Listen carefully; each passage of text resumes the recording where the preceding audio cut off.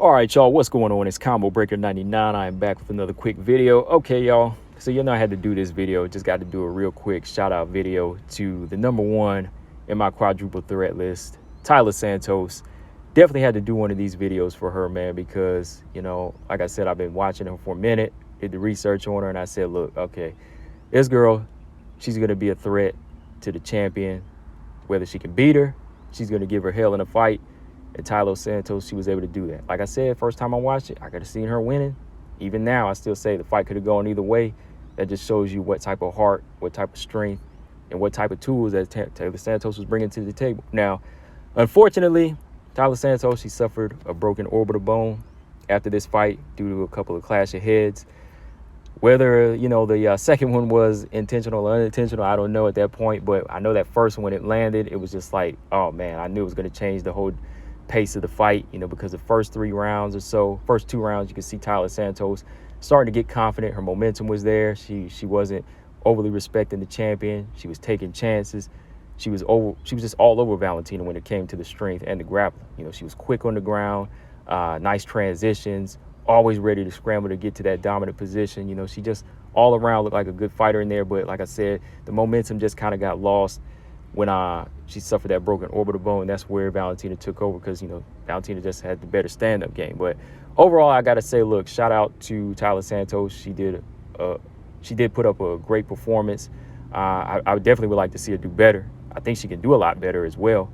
I think she just kind of let some parts, kind of fall because she was too focused on grappling, But moving forward, man, like I said, she suffered a broken orbital bone. She'll probably be out for a while. So the one thing I can just say is rest up. Rest up, Taila. You definitely be back, still young. She's 26, 27 now. I think the plan was to get it checked out from the doctor here in the States. And, I think on the plane ride home, just let it recover, maybe let the swelling go down like for 2 weeks. And then I think she's going to have surgery done, back home in Brazil. And just kind of, let it go from there and, just sit back and let it recover till she's ready to return. But like I said, broken orbital bones, fractured, eye sockets, those are very, very, very, very dangerous injuries. You never know how long they could take to recover. I've seen it in boxing quite a few times. Some guys taking 8 to 9 months off, like Kell Brook, and they just... And they're still never the same fighter. So I hope and pray that the same thing doesn't happen with Taila Santos, because sometimes if you rush it back, you won't be the same fighter, and it's kind of like a target now. Fighters know that part of your cheekbone's broken, they'll target that shot. They'll continue to target that left hand if it's your right eye or whatever, So I'm hoping that Taila Santos, I hope the fracture, the break isn't too bad, and I hope she can recover 100%. And I hope she takes the right amount of time off. I personally, with the way it looked, if it's as bad as I think it is, I don't want to see her come back in 2022 at all. I wouldn't mind seeing her come back in 2023 because, like I said, even with Casey O'Neill, she's of course suffered an ACL injury. That's different, right? But that's a critical part of fighting. your legs and your face. So those two type of injuries, if there's something really bad, I would prefer the fighter to, take the rest of the year off. It's only, 5-6 more months, come back in the spring, add more 4 more months. Take 10 months off and just rest up mentally. Because, I think Taila Santos, she gave it her all in this fight. And if she didn't suffer that, she probably could come back for a rematch, this year. But with the added injury and just that, just all of that build-up and tension to this fight and all that pressure, it would probably be nice to just take some time off now because, like I said, she's always fit. She's always in shape. And I think that time off will kind of give her mind a chance to just rest and kind of refine and review what she did right and what she did wrong. So all I got to say with Taila Santos is, respect to her.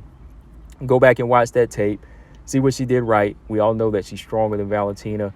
As far as making the right moves on the ground, I think she did well with her grappling, but sometimes I think Valentina was still one step ahead. I think for Taila Santos in the future, she's going to have to get in better positions and work her ground and pound, because that's the number one thing I say to soften up like a strong fighter if you want to take them down the first round or so is to land some hard shots, even from behind. Like when she had her from behind, You know, if you just work a few shots in at a time, you'll slowly get that. You slowly get that submission that you want, right? Just don't look for submissions. Look for top position and just dominate and beat your opponent up, and then eventually it'll come. You know, it's not a grappling match, right? So yeah, shout out to the number one in the quadruple threat. I think she'll be back definitely. If she does come back, let's say 2023, I'd say she could fight somebody in the top 4 or 5. You know, she doesn't really need like no serious tune-up. You know, I like to see her fight whoever the loser of Chikage and Manon Fiorot is next. You know, fight that fighter. And from here, yeah, just rest, recover, review, and yeah, we can go from there, right? But other than that, you know, Taila, she put on a good performance. I think she just needs to add more to her game on the ground, be more confident in her striking, in her stand-up. Take a few chances. Nobody's saying you got to get reckless, but take some chances and let your hands go. You know, if you got power in your hands, utilize it. Utilize it. You know, just don't step straight in at Valentina where she can counter the right hand over you. No. Step in at angles. You know, you're dealing with the southpaw. Keep your left foot on the outside of their lead foot. Step to the side. Step away from the left hand. You know, parry the right hand. You know, I know I'm making it sound easy, but no, those are the basics that you have to do if you got the strength to do it. And you got the knowledge to do it. You should be able to get it done at times, right? But yeah, that's all I got on this one, guys. Let me know in the comment section what y'all think of Taila Santos' performance. You know, I definitely think she'll be back. She should be, you know, coming back better, stronger than ever. You know, just like Zhang Weili did, you know, all you got to do is go back and really, I think, link up with some more trainers that can really help you incorporate everything together that you need in MMA to make you a dangerous fighter, just like Zhang Weili's been doing. It might take a while, but, you know, you got to find the right people with the right chemistry that can help you put everything together to make you a complete MMA fighter. Because Taila Santos definitely showed she had the grappling, but I just want to see somebody really help her open up with their hands and get more respect from the champion in there. So yeah, guys, let me know what y'all think. Combo Breaker 99. I'm out. Subscribe. Peace.